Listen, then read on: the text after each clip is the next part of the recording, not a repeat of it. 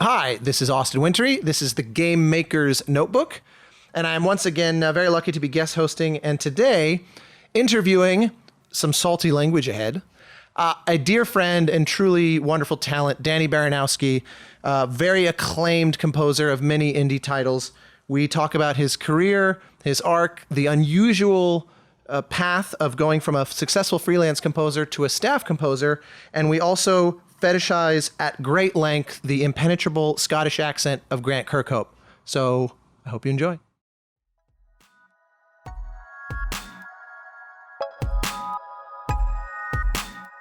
Welcome to the Game Maker's Notebook, a podcast featuring a series of in-depth one-on-one conversations between game makers providing a thoughtful, intimate perspective on the business and craft of interactive entertainment. The Game Maker's Notebook is presented by the Academy of Interactive Arts and Sciences, a member-driven organization dedicated to the recognition and advancement of interactive entertainment.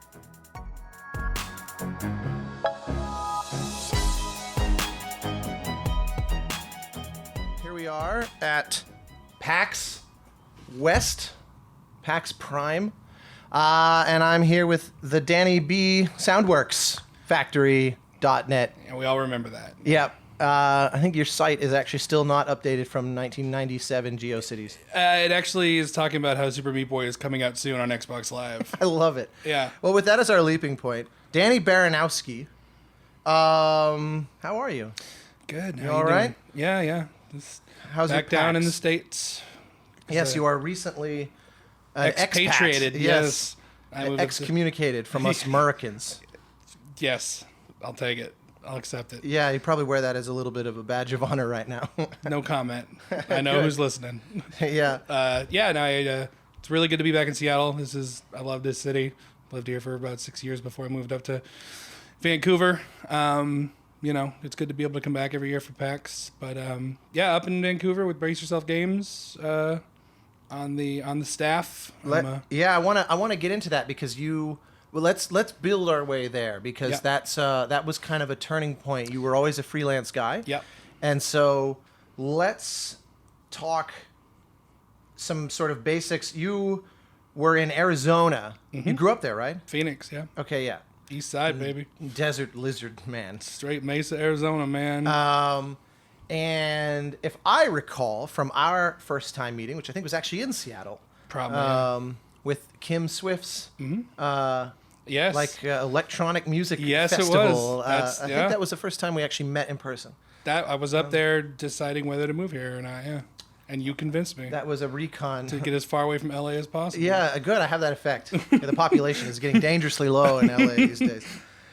So you just give us a little bit of what got you into game music sort of aspirationally. Obviously, you're a gamer, so that has to be a component. But what's the sort of childhood pre-professional Danny look like? The first memories I really have in life that I can think of are me watching my brother play Super Mario Brothers on a black and white TV on our house in Mesa, Arizona when I was a baby in our first house. So I must have been 3 years old. I love the extra bit of mythology in there. It's like non-black color TVs are thoroughly available at this point, but you're like, no, it's just, and the memory is the whole world is black and white, like Pleasantville. It's more vivid because my older brother just had, that would have been 1987. So, we didn't Color have TV was right around the corner. Well, we didn't have a lot of money. Like growing up, I don't think we were destitute or whatever, but we definitely were closed out of thrift shops and stuff growing up until my dad kind of got better and better jobs. And then we had a pretty solid middle upper class life later on. But early on, I remember my parents had 4 kids, and my older brother's room was just this little closet basically, and he had this black and white TV. I'll never forget. And I saw him play Mario Brothers. I saw him play Simon's Quest, Russian Attack, all these kind of things. And I don't know if right then was when I started noticing the music and stuff, but I think the first music that really got to me was Final Fantasy II, the American one, so 4, and then Final Fantasy 6. All those. Connoisseur, making sure we get the numbering translations correct.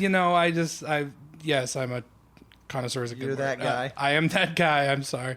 But yeah, Nobuo Uematsu was just such a massive influence on me over the years. Now, in parallel to that, were you also, into whatever the top 40 kind of bands would have been, or were you also listening to film scores, or were you also listening to Weird Al jazz, or Yankovic. what's... Weird Al. Ha! I grew up on Weird Al, the polkas, the everything, and that I feel very all accordion diet until age 18. So I feel very fortunate. Weird Al Yankovic is one of the greatest musicians that ever lived, and I think one of the cool byproducts of listening to Weird Al Yankovic is I heard everything. I heard basically covers, accurate covers of punk, R&B, stuff I never would have been exposed to and stuff. And then the polka ones to this day, I credit a lot of, I think, arrangement ability to his polkas. Because I never knew that connection. He picked 4 or 5 completely random songs and made them into a medley. And I heard those so many times that just like the idea of transitioning one song into a completely different song, I feel like that had an effect on me over the years. That's so funny. It's so silly, but it's actually kind of amazing because you're like you said, he's this aggregator. Yeah. And yet there's a real personality to what he's doing. So he's not just this skin graft over someone else's musical idea. Right. He actually merges with it in this like genetic way. And a lot of people don't realize that like half of his albums are just original style parodies. Right. They're just originals, and those were some of my favorite songs. And another thing that Weird Al did for me is he really made it so I've never taken music too seriously, and just anything too seriously, which could be a character flaw in some situations. But sorry, officer, Exactly. Yes, I was speeding. But yes, Your Honor, was I supposed to wear pants today? But yeah, so Weird Al. So I had a good spread, and then, I did my first CD I ever bought was Chumbawamba, Tub Thumpin', and with Green Day, not American Idiot, or the one before that, yeah. But I can't remember what's before that one. But then I never really latched on to the popular. I don't mind it. I enjoy top 40 music. I always have. I don't like. Everyone goes through the phase where they're like, I don't listen to the radio. Yeah. But that was kind of short lived, and then at a certain point, probably about high school, just video game music was it. Kazaa was around, so you could get Final Fantasy techno remixes and stuff. Nice. And that was one of the cool things about growing up in the very beginning of the internet age, is that mystique of like just finding music that was so like only 15 people have downloaded this song. You know exactly. It's like a speakeasy. Everyone's twirling their handlebar mustaches, and everybody has that Legend of Zelda parody that they think is by System of a Down, but is really by the Rabbit Joint, and it just. I kind of missed the mystique of that era and stuff. But no, and then... It's a weird time of kind of internet innocence. Yeah. Well, I don't know about innocence. I don't know what you were doing. I definitely was not innocent. Let me put it this way. This super specific facet was innocent. I definitely am not going to tell my parents what I got into on that dial-up internet connection, man. Like... Yeah, of course. I guess the best thing going for the cascading decline of innocence that was happening meanwhile was just the slow download speeds kept you in check slightly. Kids now are just downloading the entirety of human debauchery in one instant. Streaming VR. And, Yep. So, all right. So then, actually, something that's interesting is it sounds like orchestral music, like the Final Fantasy stuff, for example, I would call orchestral, but until much later, none of it was live, obviously for technological reasons. And so it sounds like, in terms of that kind of music, that your exposure to it was primarily like the 16-bit sort of era. You weren't also listening. I'm asking actually, were you also listening to, the John Williamses and things like that much? Not as much. We certainly my house was full of musicals. My mom was a huge musicals fan. Disney soundtracks, of course, and you always had like the orchestral stuff in there. I was also in band from a young age, and I was in the percussion section, which, as any percussionist knows, you have 97 measures of rest and then a cymbal crash. Exactly. And so I got to, I think my exposure to orchestral stuff was in a very organic and cool way, kind of just being behind the orchestra, and like when the horns came in, they were there and I could see them. And then I was just always naturally very interested in this stuff when everyone else was just doing homework or whatever. And I would listen to what the conductor, the band director, was saying to them and try to figure out why he was saying it and how everything fit together. And that was just, I did that for so long. But as for like what I was listening to, like, it's funny you bring up like the synthetic nature of that stuff, because at an early age, we were very lucky to have computers. I had like a 486DX, 66 megahertz, whatever. It had Cakewalk on it. Oh, and beautiful. when I was in 5th grade, I wanted to play either the drums or the tuba, and luckily I chose the drums. Excuse me, and because I wanted to play the snare drum. I want to play a snare drum. But some other kid got it, and I was super jealous, so they stuck me on the goddamn glockenspiel.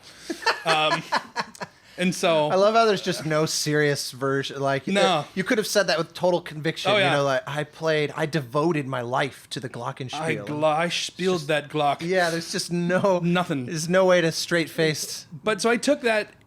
I was, 5th grade, 10 years old, 9 years old? I took the sheet music home. Because I said, hey, that's the stuff that's on. Well, yeah. I mean, I'm also Thief. Yeah, totally. I know you feel strong about sheet music, but I don't give a shit. So I took it. Because at an early age, I'm just like, whoa, this is the same thing. The thing that's on this paper is the same thing that's on the computer here. And I went home and I put those notes in the computer because I just thought it was fucking amazing that you could just put these, that the computer could do this in real time. And so when I was like 9 years old, I made this really weird techno remix of Good King Wenceslas. With gunshots and helicopter and all the GM stuff, and it was just that kind of thing. Please tell me that exists. I don't have that, but you joked about having a tripod page. My tripod page is still up from when I was 17, and there are MIDIs that I made with Guitar Pro. But so to answer your question, like the whole, I really enjoy the synthetic nature of those initial scores and stuff. And while I do love the sound of a full orchestra and stuff in its own way, and I have conflicting feelings about like the nature of the limitations of technology and their impact on creativity. But there is something beautiful and pure to me about the way that Nobuo and Koji Kondo and all these people used these extremely limited palettes to do such amazing things. And that extended through just for years. I would collect MIDI files of all kinds of songs. And I got Guitar Pro, which is just, I didn't even play guitar. But I was writing music in guitar tablature and writing drum tracks in guitar tablature just because it's what we pirated. Yeah. You know, I was 12, whatever. I didn't know any better. And please don't pirate Guitar Pro. It's a great program. I've bought it since. You should buy it too. Several copies to make up for my sins. But just importing Breath of Fire 3 music and just muting and unmuting tracks and modifying them. Incredible education. Oh, yeah. And then I started doing covers of Finger 11 and Linkin Park songs. It was kind of like an oral perception thing years before I knew what that was. Just like, I'm going to listen to this song and just recreate it. Right. And like in my memory, they were pretty accurate. Yeah. I don't know if those are still around. They might be in an old hard drive, but that was, happen. Yeah. We need to find those. Maniac99. Put your best people on the job. Maniac99.tripod.com. It's out there. Go see my weird MIDIs I made 20 years ago. We will crash that server. 20 years ago? God, what year is it? Yeah. It's 2030. You've just awoken from cryo sleep. Yeah, exactly. It's been a long PAX. The thing that's interesting about that is I grew up initially a major movie soundtrack nerd, but I was also a gamer, and it gave me the position of being able to grow up hearing these game scores like you're talking about, Final Fantasy or like Chrono Trigger, where it's orchestral music being done through the what was possible. And so it's not live. And meanwhile, even low budget movies in those days would still have something live because there just wasn't, samples weren't kind of up to snuff, and particularly by Hollywood's standards. And so what I started to notice was that any person that calls themselves like a movie soundtrack nerd would hear game scores and ride them off immediately because all they could hear was that sounds like an unfinished cheap demo of something. But meanwhile, people like you are growing up who that's the default norm. Like there's absolutely nothing strange about it. I tried to convince my parents so many times of the brilliance of like the Final Fantasy 1 soundtrack. Yeah. And it's really hard to not hear it through the lens of... Well, so my dad was a classic, like I was raised with classic rock too, like a lot, like Floyd, Zeppelin, the whole spread, ELO, Boston, and So I think he understands what I do now, and he's very supportive and stuff. But I don't think nothing against him. It's just he doesn't really get it in the same way. Like my mom was much more just like a technology adopter. She was why we always had computers and that kind of stuff. She actually, Chipsel, Neve. Of course. She actually was inspired by Neve to get LSDJ, and so my Really? mom was using LSDJ on her computer. She didn't really stick with it, but she made like a simple song and stuff. But like, so that's the kind of person my mom was. And so I would show my mom like piano arrangement stuff. I think like the Final Fantasy stuff, if you put it on a piano, people were just like, "That's beautiful. What is that? Is that Bach?" Yeah, exactly. No. I gotcha. It's so true. Yeah. Those piano albums, and then also just the amount of Final Fantasy concerts and like live recordings of that I think was an important, like 20 years ago when that started to happen. It was one of those moments where I think someone like you, and really largely to the same extent someone like me, saying, aha, now you can actually hear it sort of the way legions of gamers and game music nerds are hearing it. Right. And I ask all that because you also started, if I remember correctly, before ever getting into games. You're now, out of high school and all that. You were doing that kind of stuff, right? You were doing like orchestral. Yeah. So it's funny how all these things kind of interplay with each other, because as much as I knew I loved video game music more than like film music, I think Gladiator was the movie that really was like, fuck, movie music is cool. Just the big ass fake trombones and shit. Like, and so when I was trying to figure out what I want to do with my life, I took music theory in my senior year of high school. I had a really good band director, and the final assignment was to write a 4-part harmony thing, and I got to try to find that one too. But it was just like it was like 24, 28 bar 4-part harmony thing, and mine was pretty all right. Like obviously it was simple and stuff, but it just like I feel like when I was done with it, and it feels like you kind of feel like shit when like you hear yours and you think it's better than other people's. Especially when you haven't developed a hardened black core like I have now, where I don't care. Hollowed out. Yeah. But at the time, I had empathy still. And so, Take us back to empathetic Danny. This is an interesting... It wasn't really fair because I had been writing music in my free time for years on like Guitar Pro and stuff. So I already had a lot of that experimentation out of the way and stuff. But after high school, I'm just like, well, I like doing the music stuff, and it'd be so cool to be able to write music, whatever. Like, but I need to make a living, so I'm going to school for computer science because I like computers, whatever, and maybe I can do it as a hobby. I took one semester of calculus, and I said, fuck this, and I went to Mesa Community College for 4 years. Didn't even get a 2-year degree. I just took all the music classes I could. Wow. It was community college, so it was only like $1,500 a month, and my dad was like, as long as you get good grades, I'll pay for it. Tremendously privileged to have that situation. Not a lot of people get that. I had no college debt, whatever. Mesa Community College was actually, I don't mean to say actually, like to shit on community colleges, but they run the range like anything else. Right. But the Mesa system is kind of well known for being very good. And it was a great experience. I had great instructors. I took music business, music technology, recording, composition, voice, guitar. I just did the spread of everything and immersed myself in it. Did they have any kind of media, like film music or? Yeah. And I did it. And there was Keith Hefner was the head of that when I was there. And he was a really very positive influence on me. He had done some like movie stuff, some film and movie stuff. And he had done it. He was one of these people who had... He was teaching from experience as opposed to having also read about it in a book. Like he was such a great dude. I had such a great time. He brought in some of the like straight to DVD stuff he did, like the really terrible like early 2000s computer generated Penguin Christmas movies or whatever, And he always had the same thing. Like the people who don't take it seriously always had the biggest impact on me, and he didn't. He was not that he didn't take it seriously, but he approached it with humor and all that kind of stuff. And so, anyway, so I had the great experience. So end of this is I did do some scoring stuff, and then so after that, it's like okay, I'm working at Lowe's, I'm working at Circuit City. I don't like this. I want to pay the rent with my rock.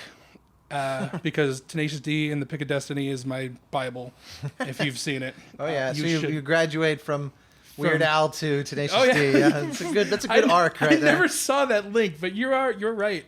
But it's the same. Actually, it is the same thing though. It's like actually genuinely great musicianship. Oh my God, yes. That isn't pretentious. Oh my God, it's very clever. It's it's actually it's funny that there's a real through line there. And speaking sort of analytically about your writing, that's one of the things that I've always loved about your music that's so on display and everything, that there's like this fun. I've never heard a piece of yours and thought he probably hated writing this because and maybe you hide it. I but, smoke a lot of weed, dude. Yeah, well, that comes across. But no, it's true. It's true. Like it really. There's like a. I don't know how to define it. It's kind of like the Supreme Court pornography idea of like I know it when I see it. There's a funness that I can't put my thumb fully on in your work that I'm realizing is a very obvious consequence of kind of where you were coming from all that time. Either that or they just know how to party in Mesa. It's one of those. They do not. Then you were you were the epicenter of. It's the whitest fucking town there is. Like. So all of this is just a giant form of escapism for you to just try to break free of the I'll take that. The bonds of your partyless upbringing.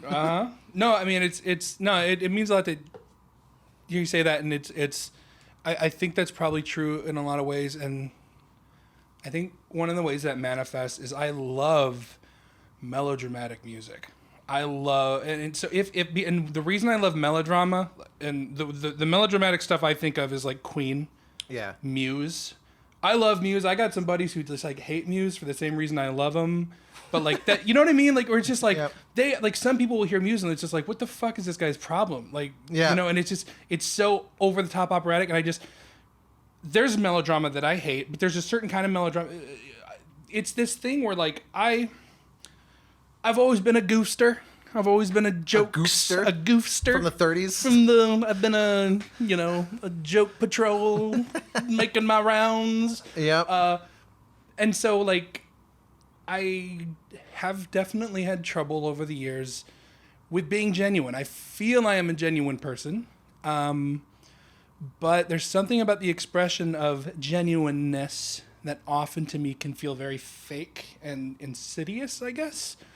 It's very kind of interestingly ironic that you is that it is absolutely an oxymoron. Well, like when you say genuineness, you mean in work, like in someone's music or in their art or in any situation. When people if people seem too genuine, I get suspicious. I don't know why that is. It's probably a major character flaw, and I should see a therapist. But like, you know what I mean? Like, well, it's interesting because I know you as a genuine guy. That's the thing. That's like we've had real conversations about you've been dealt some hands in your career that would have eaten most folks alive, and they would have probably quit the business or something, and you've had to weather some storms that really sucked. And when we've talked about that, you've always been very candid and like open, and so I didn't realize basically all that was a lie, and you were always just that's your fault, buddy. Yeah, you were. Well, yeah, I guess fool me 40 times. Gotcha. Shame on me.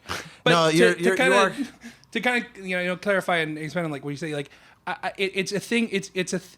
That idea of finding genuineness, genuity, whatever the fuck word is. Yeah. It's not a fully formed thought, so I don't really even know if I'm explaining it correctly. But I guess just the way that it manifests for me in music is that certainly music that takes itself too seriously. I don't like to call out music that I don't like or whatever. But you can just say you hate Journey. I love Journey. You can my Journey. Oh, I thought you meant the band Journey. Obviously, I fucking you thought hate your meant, music. Yeah, exactly. Your music's terrible. No, I'll get to that. Your gripes with my work. No, you dick. No, I welcome it. I'm just trying to stay on track of my own thoughts, and you're just talking about yourself. This is great. What the fuck was I talking about? The genuity. The genuity of it. Okay, so I don't like the band Stained. Musically, I think it's really cool. They do a lot of cool stuff, but I'm really not comfortable. I don't. My experience of Stained is that it just really seems to take itself way more seriously than it should. And I understand that this is this who you were alluding to when you said you don't really like to call out. Yeah. Because obviously he writes these really painful lyrics and stuff, and I don't want to like shit on that because it's his thing. He's putting it out there, all that kind of stuff. And I'm sure tons of people like that music, but it's just the way it's presented to me just feels very just like, here's my pain, here it is. Right. And that I recognize that this is just a thing about me, that that it's not necessarily that it's bad. It's just that like, so everything I do, even the way I think I present myself and speak, has to be kind of couched a little bit. It has to be kind of like, when people are like, I don't sugarcoat shit, I'm like, motherfucker, give me some sugar. Give me a little sugar. Right? Because it's just, But the thing is, that can be an inroad to being really genuine. Like, for me, a show like The Office is this amazing masterclass. Both of them, the British one and the American one, have these moments with either Ricky Gervais or Steve Carell where it will be very funny, and it's doing that because in one sentence, it's going to be heartbreaking. Right. And it is much more so because of the fact that it kind of is disarming you with all this kind of awkward humor. Yeah. And so to me, that's not sugarcoating though. That's almost like good storycraft more than anything. Yeah, I mean, that might be a part of it. I just, when people are just like super blunt, it's something I struggle with, and I know, there's this, often you've heard this thing or just like, the best criticism is like brutal criticism. I'm just like, is it though? Do you have to be brutal? Has anyone ever given you, like on a project, for example, have you gotten feedback that felt really brutal where you thought, I would be doing a better job if this was maybe framed a little more positively? Yeah. Have you had that? Yeah. Sure. You think that's maybe where some of this is coming from, is just that... Could be. That sort of hatred of that experience? I mean, it absolutely could be. I think there's certainly an ego component too. I'm a profoundly fortunate individual to have had the path that I've had, where I kind of just have been hopping from successively more successful projects. And so there's so many things that go into this about how, like, the more things I do, you probably experience this as well, where the more things you do, the better well you're known. People treat you differently. People kind of treat you with more deference and stuff. And there's problems with that. And I think you have to correct for that. And that's something that I do try to take into consideration. I do.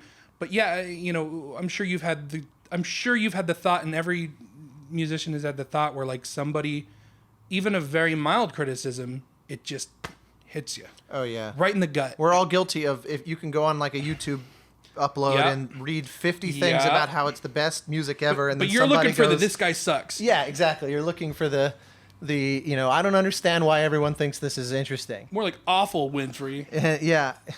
Oh, for sure. Somebody said I was the Nickelback of indie game music. That was great.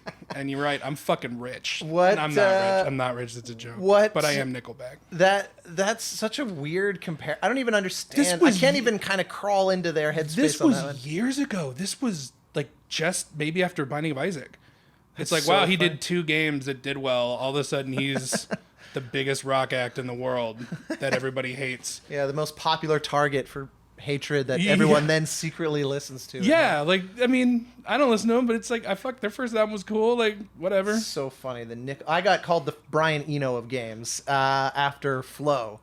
And I remember thinking, like, wow, that's cool. And then after years, I realized that's not actually very good. That's not a very mainstream. There's not a lot of demand for that. But so, all right. So then you were talking about kind of going a little chronologically-ish of you were doing the odd, like, I assume, like short films or whatever, kind of whatever was findable. So the short version is like from basically when I graduated high school till I was about 27, 28 when CANABALT hit. When I just had done, I'll start, I don't really think linearly, but I'll try. Yeah. How useful for game scoring. Oh my God, yes, but fucking taxes are terrible. We shouldn't have moved to Canada. I got an accountant. Well, okay, fair enough. So yeah, I was in Phoenix for like 7 years, trying to do film scores because I had gone through this music stuff, and I'm just like, well, I want to eat local productions. Local productions in fucking Phoenix. Great idea, Danny. The booming, the booming Phoenix industry. Follywood, Phonylawood. Okay, yeah, let's get it all out. Yeah, thank you. But yeah, so because the thought was at the time this would have been, I was 20. It would have been like 2004. Braid was 2 years, 3 years, 4 years away. I forget the timeline there, but like indie games, right, it was still PS2. It was still Xbox One, the one Xbox One. Yeah. The first one. Yeah, the Xbox. The one. And yeah, downloadable games didn't exist unless it was shareware for Windows 3.1 and shit. Like, yeah, exactly. Which is also something I got in. That's another podcast. But so I thought, hey, the only way I'm going to make it in film, and I had met, Chad Sider? Of course. Through a weird happenstance, I met him through Jared Hudson through OC Remix. I don't remember the I ever timeline. knew that. And that's how I met Adam Salzman. Really? So like OC Remix actually, it was just. Well, I knew that. Oh, yeah. Okay, right. Of course. But OC then Remix was part of the. Yeah, it was part of the creation of Danny. Let's not go crazy. Well, but I mean, honestly, it's I'm just goofing. I like to goof on OC Remix. I love them. It's still going too. It is, and they're doing great stuff. But yeah, no, it came out of basically. I forget where in the timeline it was, but I had talked to Chad Sider, and I actually got to visit him in L.A. when he was working on TV. And I went there with my mom. We just happened to be going to Disneyland, and I'm like, I'm going to meet Chad Sider. And I went to his apartment, and he just showed me how he did everything, and he showed me like the actual score that was going to go and be recorded by a real orchestra. For like Lost or something? Yeah, probably. And but essentially, so through those, like, until I was like 27 and shit got good with the games, I tried to do indie films in Phoenix, and through those 7 years, I probably made a total of about $2,000. Yeah. It was nothing, and It's a tough it grind. It was a fantastic experience. It was, you talk about putting in your time, putting in your, taking your licks, that kind of stuff. It was very formative for me in that sense, and I think I still do think of all the music I do kind of orchestrally. Mm-hmm. Someone who's more learned can be a better authority on that, but like the way I construct things generally feels like there's sections that play off of each other and hierarchies and all that kind of stuff, and I took a couple Well, years there's also, I'm always trying to, one of my little axes to grind is trying to demystify the orchestra a bit. There's this sense of like, there's this pyramid of composers down there with, the grains, and then up at the top of the pyramid is like the orchestral composers, and I'm like, oh, get over yourself. It's really, especially now with sample libraries where you can teach yourself. You can teach yourself a lot of bad habits, but there's a lot of bad habits from pencil and paper composers too, and there's a lot of bad EDM habits, and there's a lot of bad pop and rock habits, and like, so there's no the kind of ivory tower. I think the only thing that kind of it slightly holds true for in that way is that there's a lot of logistic shit to deal with that's not as true in other areas, but that's not.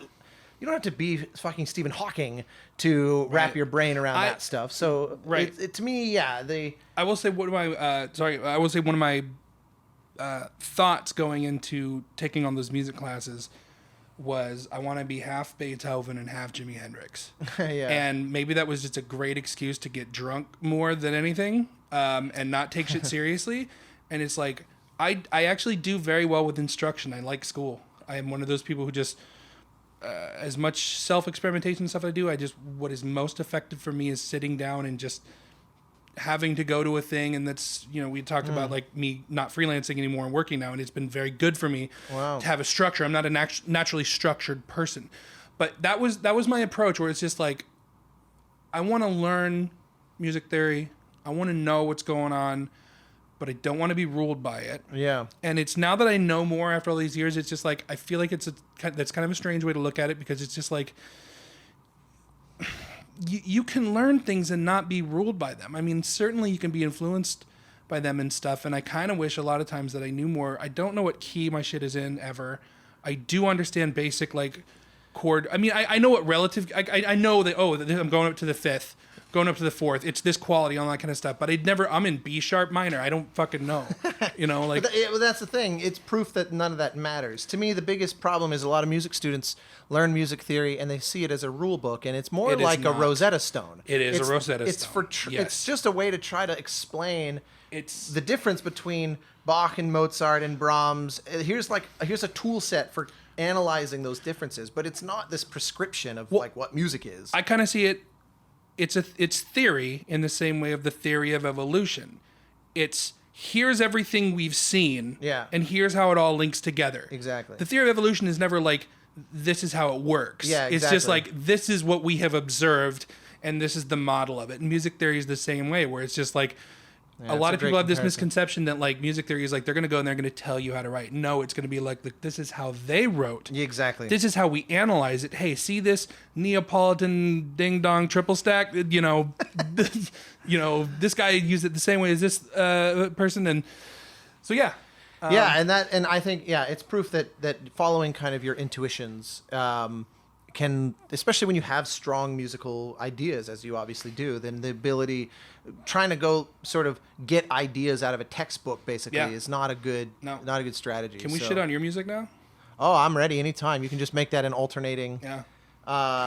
Well, so then OC Remix was your inroad, and that's how you got to CANABALT. You're one of the people I always sort of go to when I'm describing to folks the viability of the indie space, particularly if you approach it in a sort of entrepreneurial way. There's a lot of like, look, I'll do this for you, and I'll make this as sort of favorable as possible on the front end, and then we can all do as well as possible on the back end kind of business model. And when you go to kind of traditional school to study, especially film scoring, there's a lot of pushback, at least there used to be, of that. You know, it's like, no, you need to be paid for your work. Yeah. And I'm like, if you approach it as like, I'm going to invest in your, I mean, I'm not saying default opposed to that, but it's like there's more than one model. And one model is I want to invest in you and your game. Yes. And you've, to me, been kind of the shining star of that model more than probably anyone I know, because you have a bunch of these monstrous indie hits where you know you could have done AAA games and probably not done as well. So I agree with that, but I do at this point in my life I see it a little bit more as a cautionary tale, and I would not. It's not the norm. Sure, and I wouldn't when people ask me like these kind of things, like how should I do all this, and it's just like I also did a lot of shit for free, which I would tell people not to do. I want to debate you about that. What's that? I'll happily debate you on that one, because I think it's too hard to make a rule there. I know, but for free. Did I just win the debate? I don't know what you're saying, but I'm just saying that like part of a vast component of my success was fucking raw dumb luck, and there are.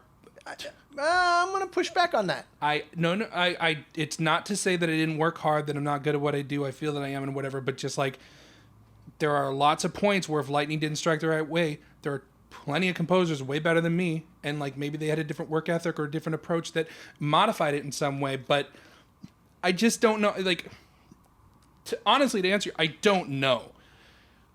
I'm in it. I don't see it very objectively. But yeah, I went from hit to hit and associated myself with developers that made great games, but here's the part where I won't just say, yeah, you were lucky and end of story. It was because you delivered, you know, on your end of it to the extreme, to the max. I'm saying a lot of people can do that though. I think a lot of people can. Yeah, but a lot of people didn't. But what I'm saying is that like, I don't think you're replaceable here, because here's the way I look at it. I say, if they had offered me Super Meat Boy, would I have been able to do what you did with it? And I'm like, I honestly don't think so. Like that your personality is so interwoven with what makes that what it is, that there's always luck, but there's luck in everything. So it's like, I don't mean this in, you know, I don't mean this to be self-deprecating and stuff. It's just obviously it's more difficult for me to think about this because I was in it, and the choices and decisions I made over the years were very fraught with different circumstances and different conditions and stuff. So like that's not the reason. The reason I say it is just like I just don't want people to get to the impression that like the best way to do this, and I don't think you were putting it that way, but I just want to be clear. Like I rolled the dice a lot, and I got lucky, and but part of moving to brace yourself was me kind of being done with that life, giving up the freelancer life, potentially trading a little bit of reward for a little bit of risk, and investing myself in this company and this idea of like making these games long term in a sustainable and ethical way. And you know, the fringe benefits of not having to negotiate contracts for every gig and having a steady paycheck and not just riding the Stegosaurus tail of Steam sales. You know what I mean? So I'm just saying, like, I don't know what the answer is. And when people ask me how to get into indie, shit's so different than it was 10 years ago. That's also very true. Fucking make a game in a week and put it on iPhone and see if it pays your bills like CANABALT did. That doesn't happen anymore. I don't know if it can. Maybe it can, but I'm just... It's crazy. Even so, when we did the Banner Saga 1, it came out in 2014, and I seem to remember there was around 70 releases that month on Steam. And by the time Banner Saga 2 came out, 2 years later, it was like there were 250. And then by the time of Banner Saga 3, another 2 years later, it's like there's like 10 million. You have to use scientific notation. Yeah, exactly. The calculus that you're not unable to help me with. That made me a musician. Yes. Funny thing about that is like I did my final... The reason that the moment I knew I was going to be a musician was when I turned in my final exam, calculus, and she's like, "Okay, you can get a C with this grade. If over the weekend you do one missing homework assignment, put it on my door, I'll give you a B." I got fucking drunk instead, and I'm like, I'm a musician. Yeah, I get up at the crack of noon, baby. My version, actually, it's worth noting that when we were planning this schedule for recording this, I was messaging like, "Can we do it at like 10?" And you're like, "Who do you think you are?" And so yes, it's now midnight. Thursday. My version of that is my father was a surgeon, and there's a certain amount of like medicine is one of those things that there's kind of the cliche of following in your parents' footsteps. There's a lot of doctors whose parents were doctors. And everyone always would ask me, like, did you ever feel tempted to explore it? Because I never even remotely looked at that. But I did have a definitive moment where one time my dad, he loved doing yard work, and one time a tree had died, so he took a chainsaw and cut it down, and it like slipped in his hand, and it cut his hand open. And being the fucking Arkansas raised Eagle Scout, he sewed up his own wound, but he couldn't close it because it was on his hand, and he needed both hands to close the knot. But using his teeth, he actually managed to thread the needle and clean it and do all this stuff. And then he comes and looks for me and goes, "I need you to tie this shut." He goes, "Just think of it like a shoelace." And We can't call the cops. I know, exactly. Were you on the run? Here. Was you a fugitive? We were on the lam. But it was definitely one of those deciding moments of like music for sure. As I'm closing this disgusting giant Death Star trench cut across the top of his hand. It was insane. So yeah, it was definitely. I like your story of the low hanging fruit that you just opted out of a single homework assignment, but I relate through my own weird. In any case, let's is just quickly too, because I really want to actually dig more into this freelance versus not, because that's something it's never come up in one of these before, and most composers are not freelance, and so I want to get into that. But let's just quickly make sure that the world is up to speed then. So right. CANABALT, and then walk us through your Stegosaurus of hits. So it was CANABALT, and then I'm sure I'm going to miss a lot of these, but like the tent poles are like CANABALT, Super Meat Boy, Binding of Isaac, Desktop Dungeons, CRYPT of the Necrodancer, and then most recently Cadence of Hyrule. So pausing then, there's one that I have to ask about, because it's just I love the dynamic with you two. So Desktop Dungeons was not a solo composing no, job. it was not. And one of the things we talked about was you once messaged me online and said something like, "It's so weird to be able to call this guy my friend because I've like worshipped his work for my whole life, basically." Oh, and now I just shit on him. And for now fun. Yes, it's hilarious. Yeah. So why don't you tell us about your relationship with the gentleman in question? So Grant Kirkhope, legendary composer, did GoldenEye 007, Perfect Dark, Banjo-Kazooie, Donkey Kong 64, Amalur, Kingdoms of Reckoning, or what? Kingdom of Amalur. Kingdoms of Ding Dong, and Viva Pinata. Viva Pinata. Recently, Mario and Rabbids. I met him, God, must have been almost 10 years. It's been a long time, at MagFest. First year I knew him, and I was on Facebook. I didn't really understand him, and so I thought he fucking hated me. And he's very difficult to understand. The thick Scottish accent. Thick, very like spoon thick. Yeah. And then like about a year later, finally like met him again. He just figured it out. Figured it out that like he liked me, and it was cool.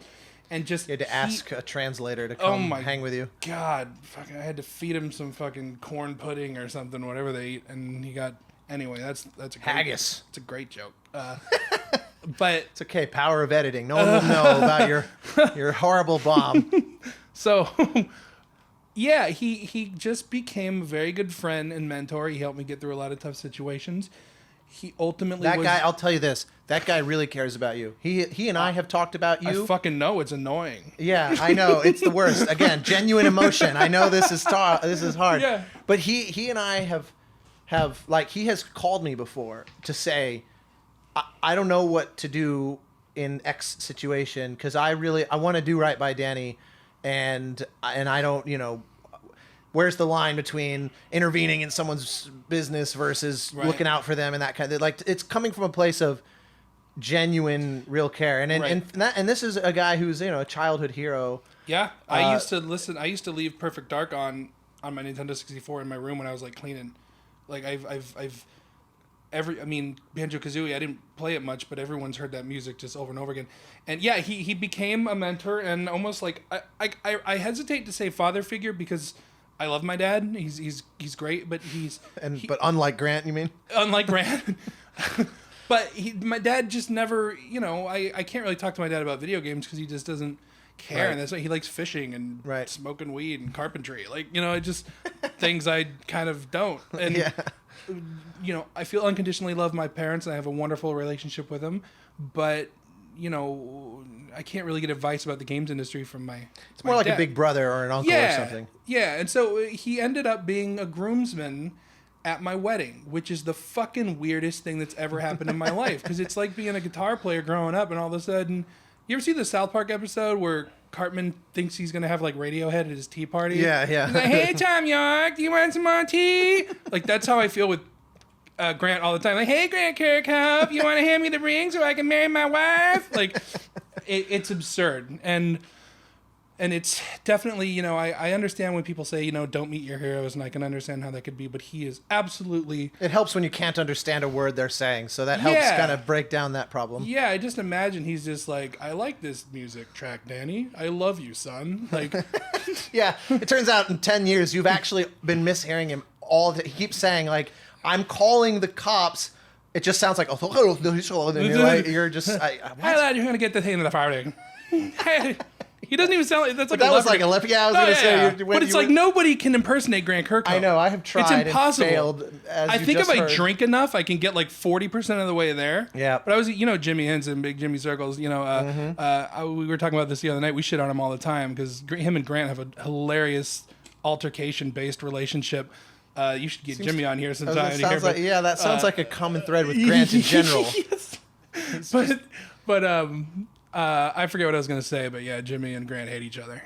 Good. In the most loving way, in best way. So then how does that happen with Desktop Dungeons? Did you just ask him, hey, I want to do something together? I did not want to work very hard, so I thought, Grant can crank this shit out because, he's a factor. No, God, this was so long ago. Like, it was the second time I met him at MagFest, and I still didn't even know him that well, but I was just like, hey, fucking go for broke, dude. This guy seems to like me, whatever. I'm like, hey, I'm doing this orchestral soundtrack. What, do you want to do a guest track? He's like, yeah, of course. It's not even what he sounds like either. See, I can't do it. Yeah, like, of course. That was fucking, yeah, that's better. It's more of a Scrooge McDuck. But even not that. Like, he's... Okay, let's just keep talking about his accent. What you need to do... here's the way I see it. It's like if you imagine his speaking as an accordion... You just have to squeeze it as close and shut as possible. Right, I do. Okay. So I do. He was leaving a party once. I do, and I'll never forget the way he said it. I was in this hall or whatever, and he obviously had enough. He just comes over. Hey, Danny, I've had a great time, but I'm very tired. It's very hot in here, and I'm going home. So thank you, and I'll see you tomorrow. And it was just like not that intelligible. Like, yeah, exactly. Just imagine that, but just like the whole, he just like says it's on his mind, and he's done. And yeah, exactly. So what were we talking about, or you want to just keep shitting on Grant? I think we were talking about you playing in the band and playing percussion or something. I'm trying to trace it back. No, you were saying that on Desktop Dungeons, okay. You asked him a guest track, and unflinchingly he said he was yes. just like, yeah, of course. And then it just kind of evolved over time. Like, not only was it clear there was... I certainly... What's strange when you're freelance, when you're just indie or whatever, like, I'm sure you just get a lot of, like, this is how much music we need, do it. Like, I don't know how much latitude you have to say, like, this is how much music you need. Because I'm sure you've worked with more traditional budgets where it's like, you have this much amount of budget for this much amount of time. I've never had that. It's always I definitely push back against it, though, because sometimes you discover, like, hey, guys, you underestimated by 2 to 1. You know, like, this really needs actually a lot more than we thought. But, so, basically, I've always really had the option to be the one who determines how much music a project needs. Like, have you literally never had a situation where someone said, you know, there have been it's going to be an hour of music, and when it's only all said and done. When it's only a flat rate, which has not been the norm for me, then yeah, they're like, we have $4,500, then okay, that's X minutes. Right. Yeah, and I'll usually go over because it's just I want to do what you do. But in this case, it was just, God, that game has so much music. Like every game I've done just has a ton of music because I just. You can't turn it off. Again, at the risk of sounding genuine, I fucking care about game music and games. And when games don't, the thing that fucks with me the most about games usually is when they don't have enough music, and I feel bad for the composer because it's like, man, that's a cool motif, that's a cool thing, but it's so overutilized. Yeah. Like I feel bad because you probably know that. You probably played the game. You're just like, God, I wish they would have just let me put one more thing. So I scoped it insanely much, and this was when I was freelance, and I did it for 10 years somehow and made it, but like I don't work well without strict boundaries and schedules and stuff, and a lot of indies don't do that, which I wish they would. Just give me this by this date. Yeah. Okay, cool. Then I know what is expected of me. Follow up if I don't do it. Obviously there's a give and take here where like it's contingent on you to also be responsible. But having clear boundaries is good, that kind of thing. So basically, it just got to the point where, yeah, I was writing stuff, and it was just like, I'm going to need a lot more music. Hey, man, do you want to just split this thing? Do you want to just do it and whatever? And he's like, yeah. And so ultimately, like, at that point, I think we felt that my mock-up abilities were maybe better. I don't know if it was better or just like it just made more sense for me to do the mock-up so everything kind of sounded consistent. So he sent me a lot of midis, and I would do the treatments and stuff, and we just kind of said, okay, whatever we do, it seems pretty split. I think it was like a third of the music was all me, a third was all him, and a third was like he would send me stuff and then I would mess with it. Yeah. Which worked out really well, and I mean, if you've heard it, like, yeah, it's great. I still think it's my best work. The not Grant stuff, my stuff. I was gonna say the third of his is your best music for sure. But even as a whole, and even just if you're just talking about mine, or even as a whole, both same situation where I really do love orchestral music. I really do love the fact I truly believe that the orchestra can do anything. Electronic is a lot more interesting to me in the sense that you can just make sounds that never really existed before, but it's like a different thing. But having the constriction of having an orchestra and my limited understanding of orchestration, like, I guess I would just say like in an academic sense. Like, yeah, sure. Which is like you and Riley Koenig, who works at... I just discovered the other day on Twitter. He's a doctor. He's a fucking literal doctor of music. Like, wow. Like, that makes sense given what he did on the thing that I was doing on Twitter. It was a very learned piece of music he did. And it's just so I don't really have that, but I'm just saying like But Grant's no slouch on that stuff. No, same. His Ameler stuff was exquisite. His Rabid stuff. Yeah, and Viva Pinata, and there's a lot of orchestral stuff that's really elegant and like has little references to semi-deep cut classical music. And I don't have that. See, I'm a pop. I think when it comes down to it, I'm a pop guy. I don't, as much as I enjoyed classical music and like part of what really just polka guy. Yeah, mostly polka. Yeah, but like the as king much of pop genres.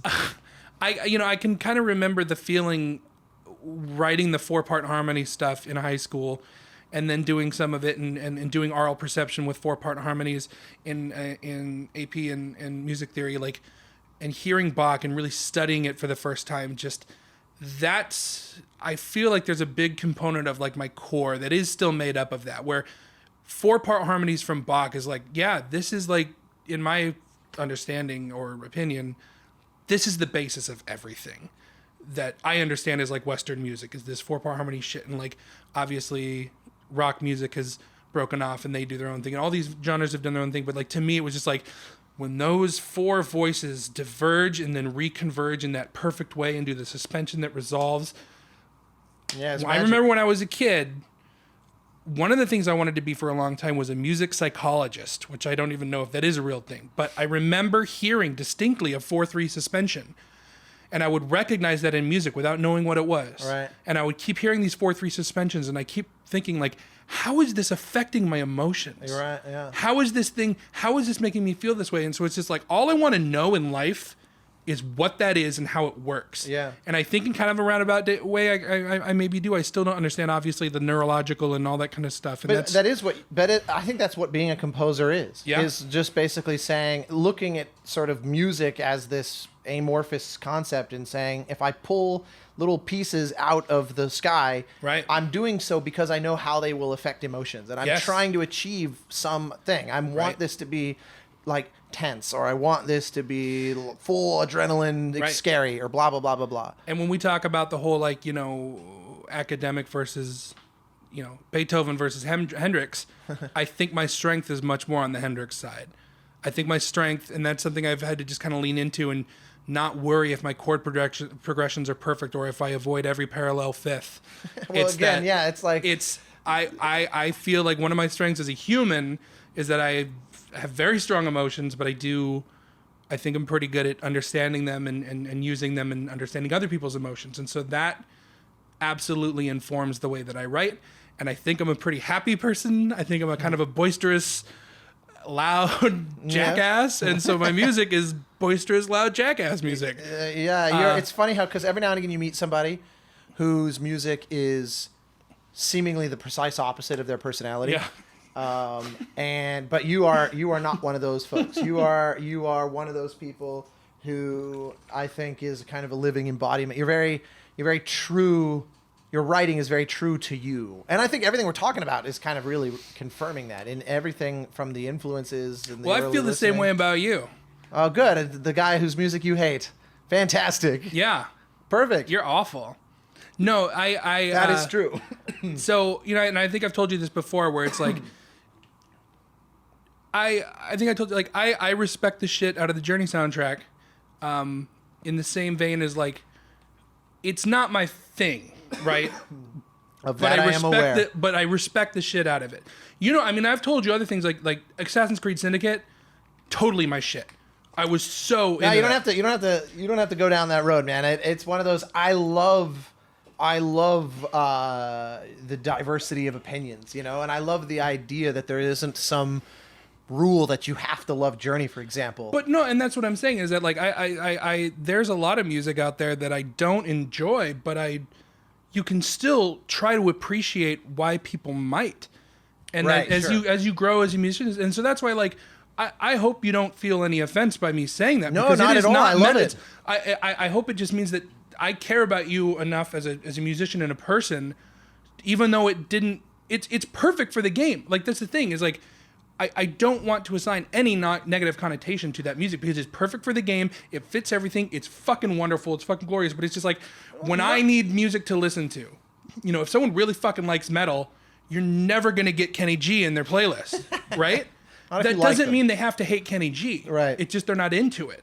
I mean, you should hate Kenny G. I was going to say. No, even that, Kenny G's awesome. Have you seen how long he holds that fucking note? That's true.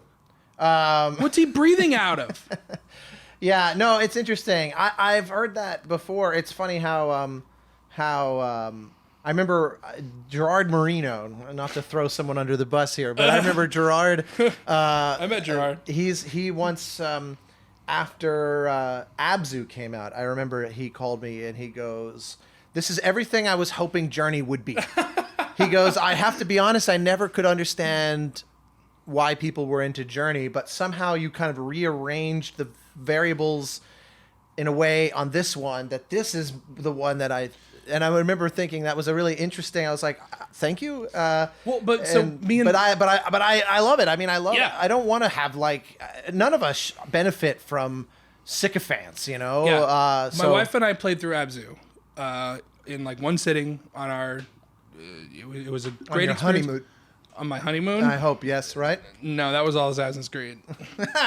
All right, fair enough. We're a very strange couple. But I just wanted to kind of complete the thought that, like, so yeah, Abzu, same kind of thing where it's just like, it's not something I would go out of my way to listen to, but like in concert, this is the thing, is that like, I don't even think that I'm super interested in just music. I'm interested in fucking music in games. Yeah, exactly. And it doesn't have to be hyper interactive. I actually have kind of a bias against stuff that's too interactive because I think it feels too...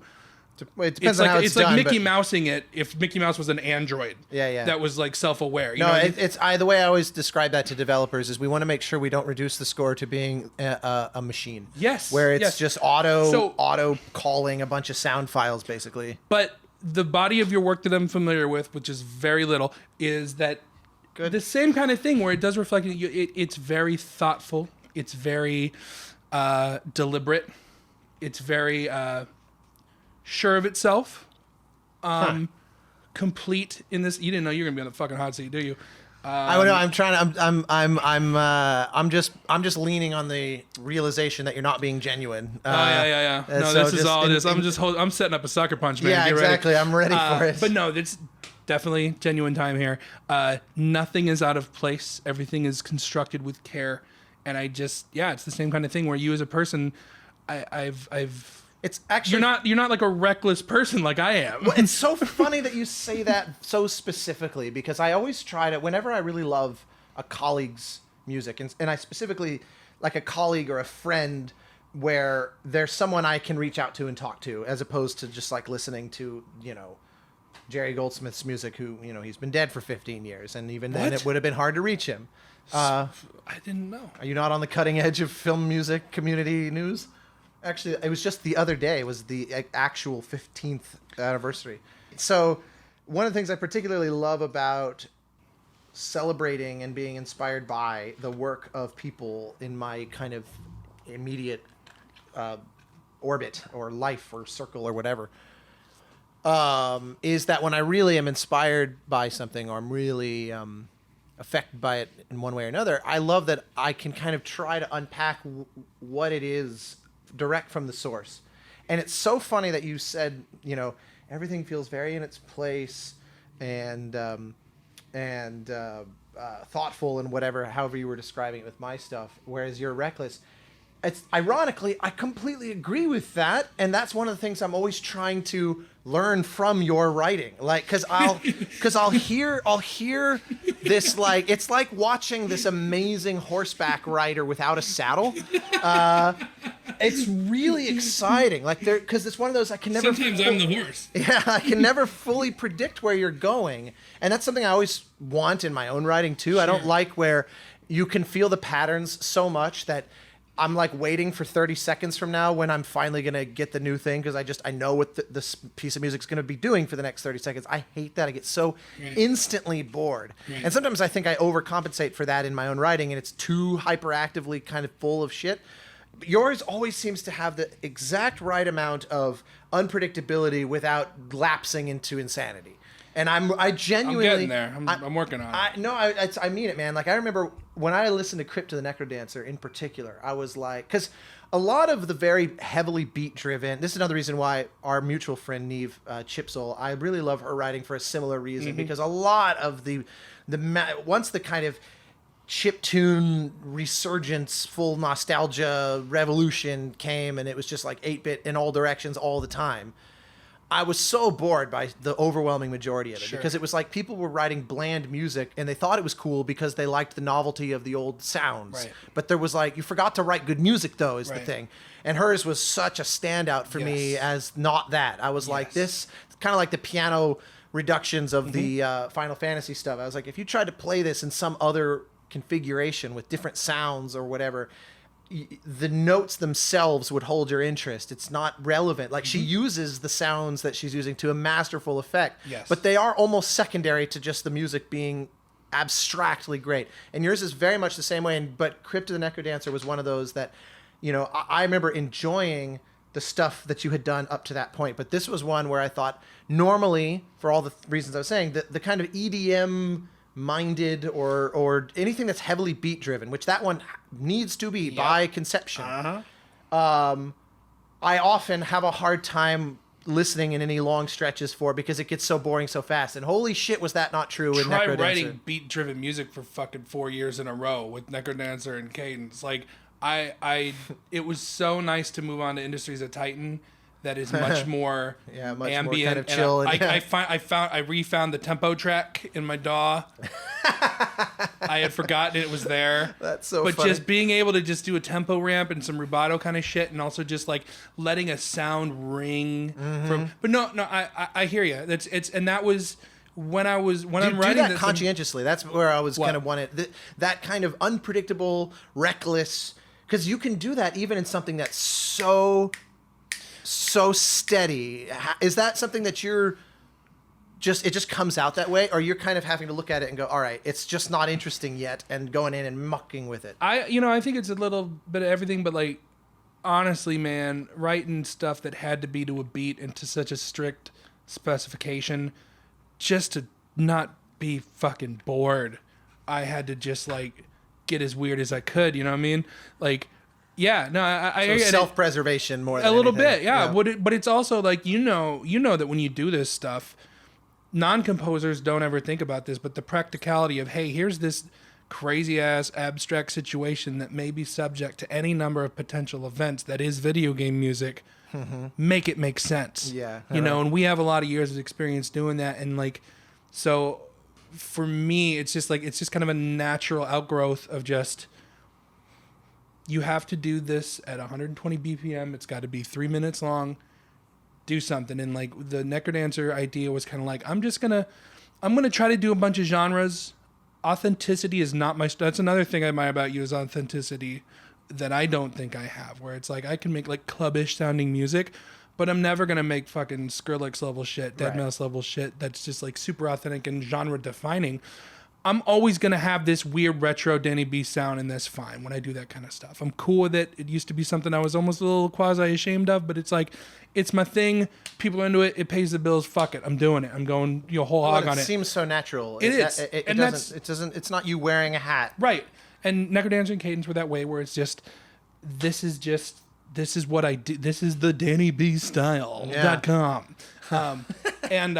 So yeah, it's, I remember, like, in particular, I almost feel like a fraud a little bit. Like, 2-2, the music in Necrodancer, I tried to make it sound like trap music. And so I kind of just used, like, trap samples and stuff. And it's just, like, if you played that shit in a club where real trap was going on, people would fucking leave. You know what I mean? Yeah. Like, it's not authentic in any sense of the word, but it's just, like, and it's I'm always trying to be cognizant of appropriation, that kind of stuff. I know you probably run into this a lot when it's just like, hey, make desert music. Hey, make this kind of ethnic music. And, you know, that's something you have to be real conscientious. Make Asian music. And a lot of times I play some games where it's just like, dude, that's really stereotypical and stuff. And that's something we have to think about. And the solution to that is not so clear. I got that's a whole rabbit hole we could go down because Yeah. it's an interesting subject, but I don't want to. No, sure. I don't want to derail because I want to know, like, very specifically on the subject. I know that for interesting contractual reasons, we can't really get into Correct. Cadence of Hyrule, but I think and you can not answer. You can plead the fifth if it's the right if you can't go into it. But as a long time, lifelong gamer, obviously one of the great franchises of all time is the Zelda franchise. I mean, it's right up there with literally, you know, the Metal Gear franchise, Mario franchise. Like, there are a few that are synonymous with games, especially to the non-gaming world. Like, there's a few that if you put Sonic the Hedgehog in front of a billion people that all to the last one say, you know, do you play games? And they say no, they would still recognize the kind of cultural relevance of a character. And to me, Link and the Zelda world in particular is one of those. So while I know that you aren't able to get into any kind of specifics, just give us the deliciousness of how that felt to join that pantheon. I mean, still a little difficult to wrap my head around. When did this Massively- become reality? Like, because obviously it would have been way before it was public.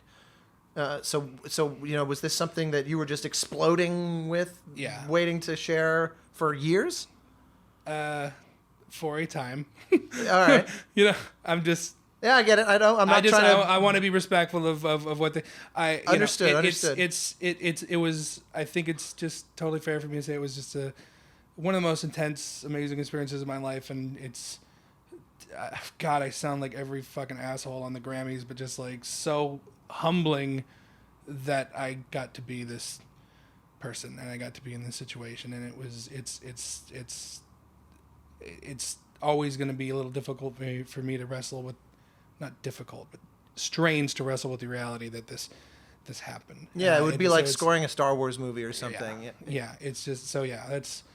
Don't want to really get into much more, but yeah, it's word. I mean, I wouldn't really have many words anyway. No, it's just so great. insane. We can hear it. Yeah. I don't mean that disparagingly. Sure. I mean, like, No. it's clear how exciting and affecting that was, and it's deserved, man. It's so, especially knowing that it was the next step after Necrodancer, and like, how do we take this game and put it in that Right? vein? You're the only one who's probably qualified anyway.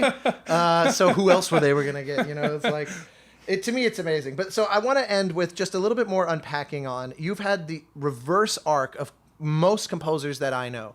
So many people went, this is like composer life 101, and Grant is actually the perfect emblem of this, but there's many, many others. Step one, I want to be a composer.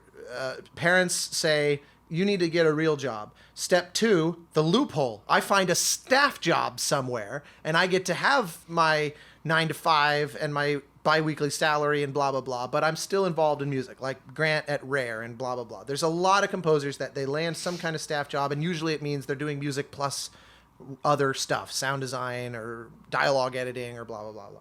And then at some point, they break free, and, step 3 or whatever, I lost track, they go freelance. Yeah. You are a very atypical example of someone that is crushing it freelance and then decides, I want to go have a staff job. Now, obviously, the resonance with the company and these people is going to be a big part of it. But just give us some take on that, because I think this is an arc that is very rare to hear about. See, I didn't even know that. I had always kind of assumed that you're freelance and then you just... I mean, obviously my understanding has evolved over the years, but like one of the early thoughts before I was anybody doing anything was just, even one of my friends I remember told me, yeah, you just do a bunch of music and then a label's going to pick you up. That was the thought back then. That was the Right. thought at the turn of the millennium. Like, Yeah. you just, what other way was there? So yeah, I was... But even then, you're still very much freelance, even if you're on a label. Yeah. But so I'm just saying, like, my understanding of these kind of things is just like, I was doing the indie stuff with the thought that, like, hey, maybe one day, like, Activision will pick me up or something, because that's how I thought it worked or whatever. And then at some point, several years in, when I was, making fucking great money and just worked at home and stuff, and it was just like, no, well, I don't really care. I don't need to work at Activision. If they come at me and say, hey, do Call of Duty, sure, fuck yeah. Although, ironically, the offer might be inferior to... So that's what became apparent after many years of... And now I have all these royalties and Spotify and stuff stacked up to where it's just like... it's the financial situation is always changing, and I'm always always grateful for where I am, but you still have to try to make the best decision for your family and your future.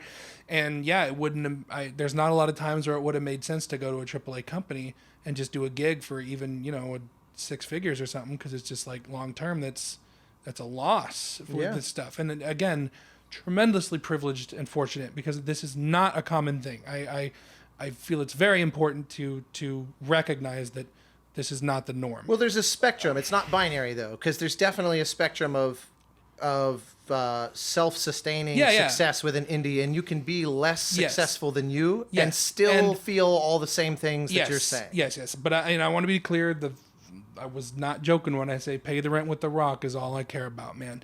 If I got a place to live and some cool video games and my wife and my dog are happy, that's what matters, and I genuinely mean that. And I haven't always had the success that I did, and I feel like I've generally been a pretty content person, but to get back to the idea, like, yeah, doing the freelance thing for years and years.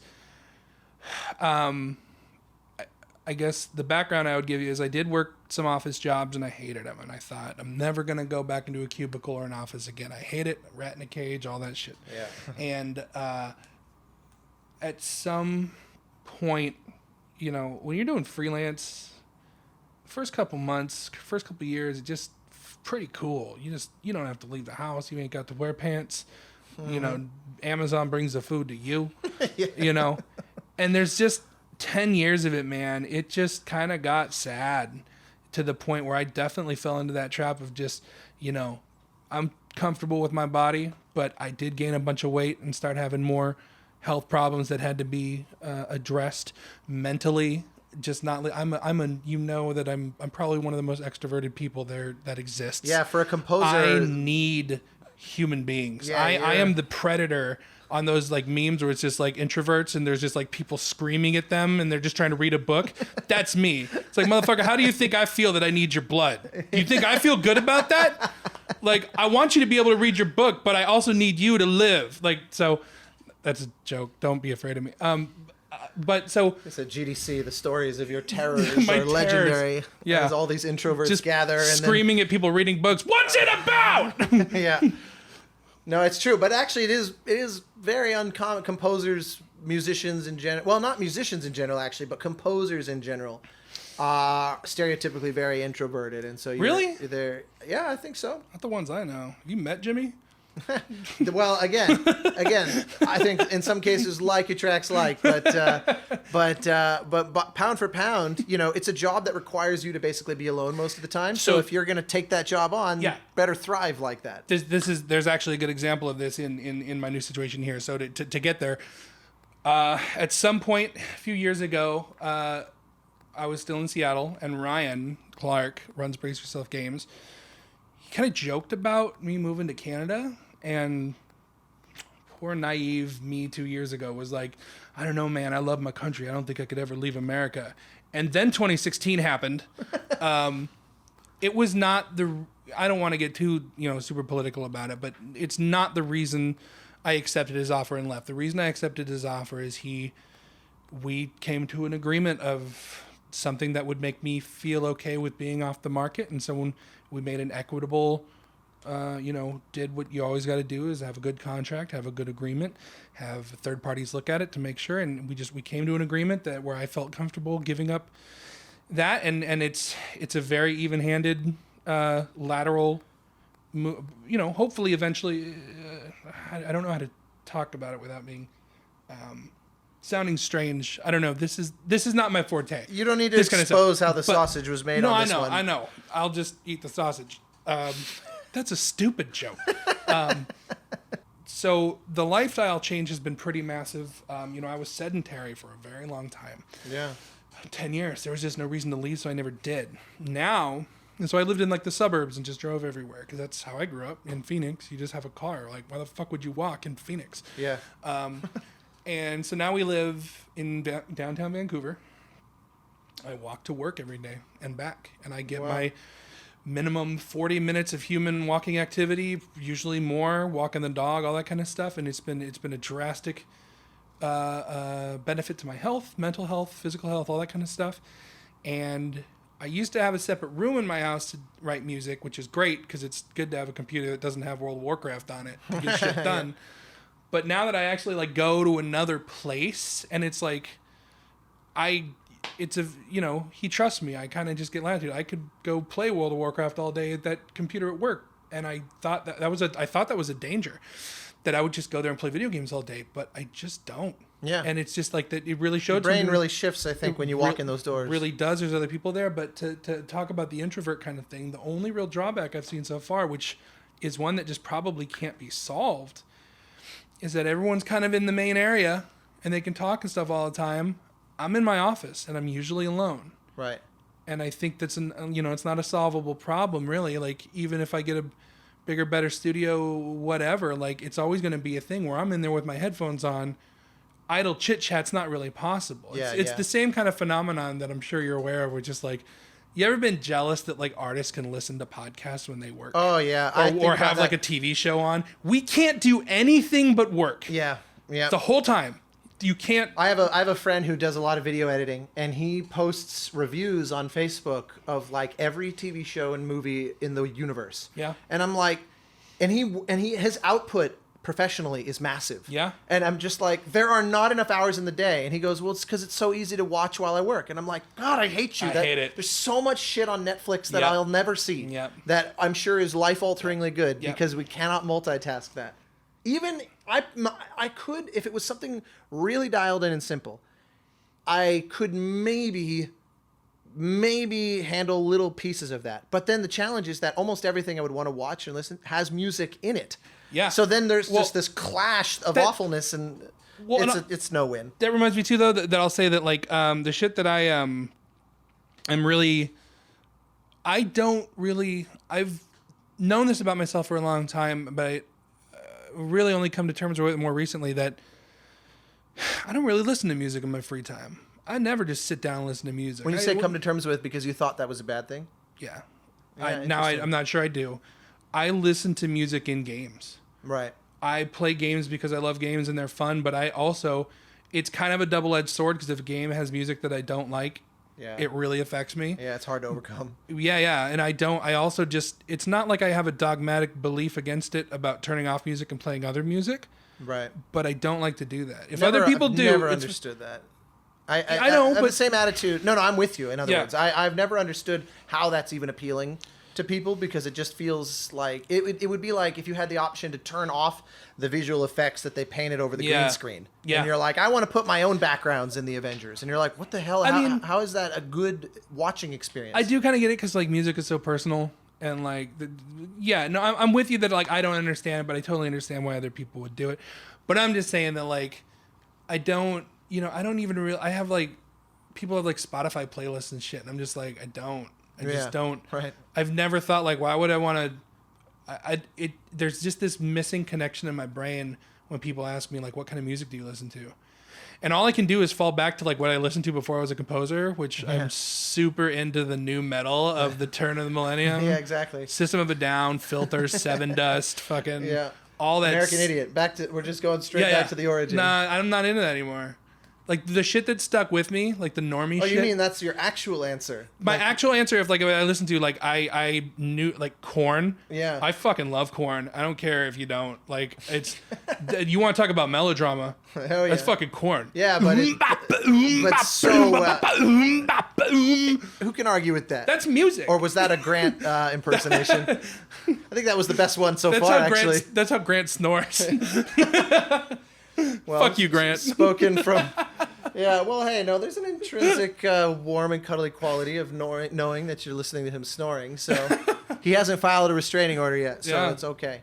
Yeah. Well, I think it's really exciting. I think it's probably hopefully it's very helpful for presumably composers and maybe those early on in their career will be listening to this at some point. And I think the idea that there's no wrong path is to me the big takeaway. Because the sort of traditional one is people, the inevitable destination is freelance, where you're getting paid well, and it's one hit after another. And you look at all the biggest success stories of the career that you've had, or there's like the extreme of someone like Hans Zimmer, where it's all still totally freelance, and they've built something really substantial out of that. There's a tendency to look at that and say that's the only way, unless I want to go work for the man and suffer and not really love what I'm doing. And I think it's so valuable to have heard such a different take from you here. Well, one thing too, a lot of people ask me, how do I make it or whatever, and what it makes me think of is I remember, I don't know how Chad remembers it, but Chad Slider, I remember my recollection is that I asked him like, how do I do this? How do I make it? Just tell me what to do, and I'll do it. And I remember. It's fuzzy because it was so long ago, but it's just like I remember his answer was just kind of like wishy-washy, I felt.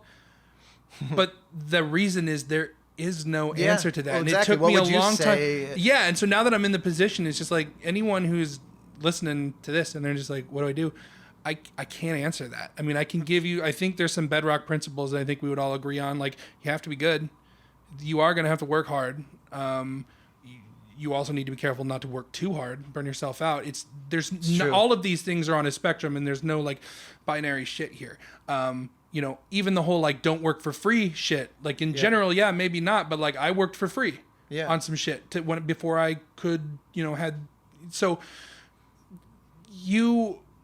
the only things that are bedrock principles for me is keep doing it. Make sure you love it. Make sure you're ready to do this forever without ever making it, because you may not. Yeah. And I hate it sounds doom and gloom. I don't mean for it to be that way, but there are just not enough spots for everyone who wants to do it. Yeah, if you need the validation that from the outside world to feel like you're not wasting your time, it's going to be a real tough road. Because if you're never fully earning the living and you have to work some other job, but you love all those times that you're in it, you could go your whole life and not be unhappy. That's what you have to be prepared for. Yeah. I think for a lot of people, not anything to do with their skill or their passion or their value as a human being, that's how I think a lot of people, most people maybe would end up. Yeah.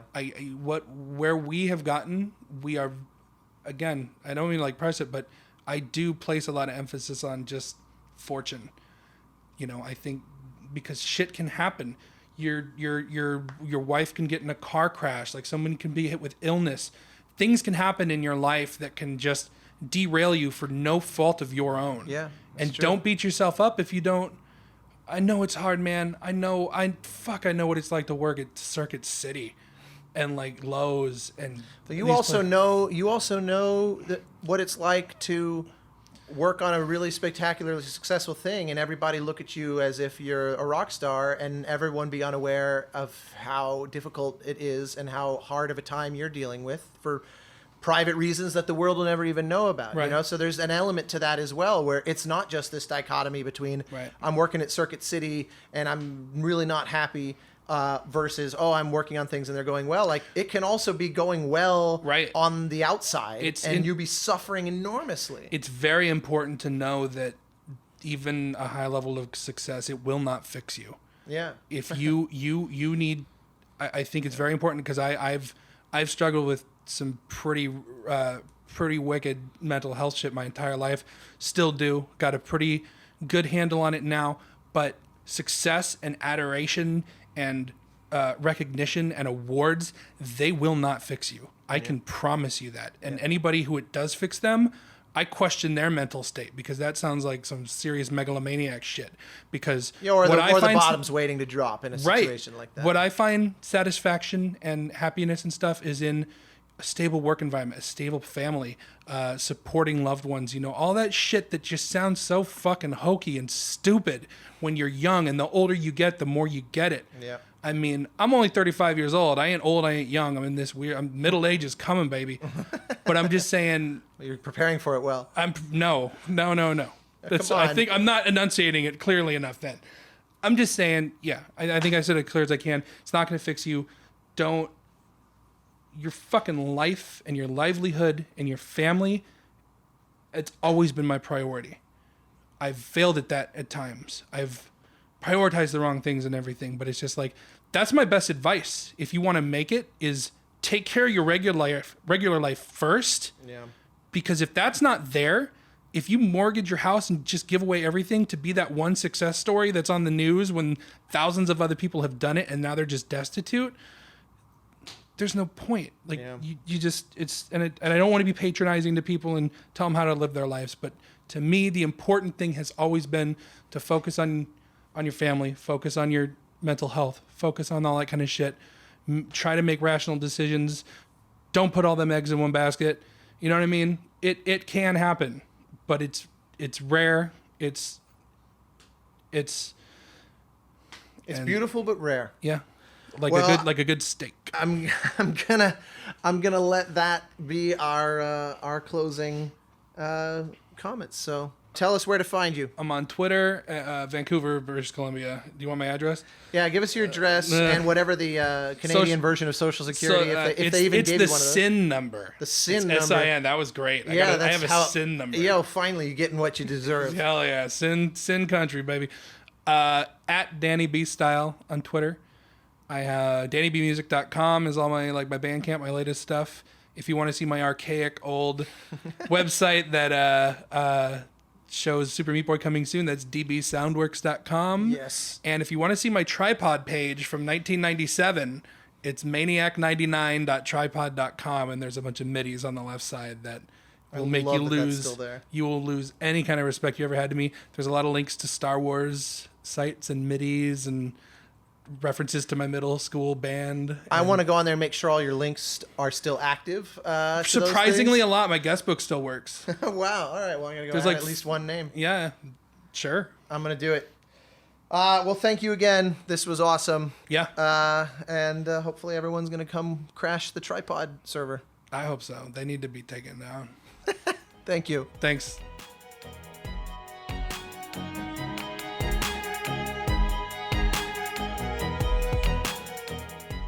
Thank you for joining us for the Game Maker's Notebook. For more information on the Academy of Interactive Arts and Sciences, our podcasts, and our other initiatives, please visit www.interactive.org.